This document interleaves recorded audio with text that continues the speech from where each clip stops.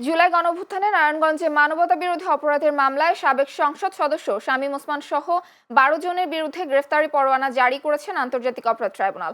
আজ আলোচিত এ মামলায় আনুষ্ঠানিক অভিযোগ আমলে নিয়ে বিচারপতি গোলাম মর্তুজা মজুমদারের নেতৃত্বাধীন ৩ সদস্যের ট্রাইব্যুনাল গ্রেফতারি পরোয়ানা জারি করেন। এর আগে সকালে নারায়ণগঞ্জে মানবতাবিরোধী অপরাধের মামলায় শামীম ওসমান ও তার ছেলে অয়ন ওসমান সহ ১২ জনের বিরুদ্ধে ট্রাইব্যুনালে আনুষ্ঠানিক অভিযোগ দাখিল করে prosecution. Chief prosecutor Mohammad Tajul Islam জানিয়েছেন, জুলাই গণঅভ্যুত্থান চলাকালে নারায়ণগঞ্জের সংগঠিত গণহত্যায় শামীম ওসমান ও তার সহযোগীরা মানবতাবিরোধী অপরাধ করেছেন। আসামিরা সবাই কার্যক্রম নিষিদ্ধ আওয়ামী লীগ ও যুবলীগের অস্ত্রধারী নেতাকর্মী। তবে গ্রেফতারের স্বার্থে এখনও সব আসামির নাম প্রকাশ করা হয়নি। তিনি আরও জানিয়েছেন, আলোচিত এই মামলায় যাদের বিরুদ্ধে গ্রেফতারি পরোয়ানা জারি করা হয়েছে তারা সবাই জুলাই আগস্টে নারায়ণগঞ্জে ছাত্র জনতার আন্দোলনে সংগঠিত হত্যাকাণ্ডের সঙ্গে জড়িত ছিলেন।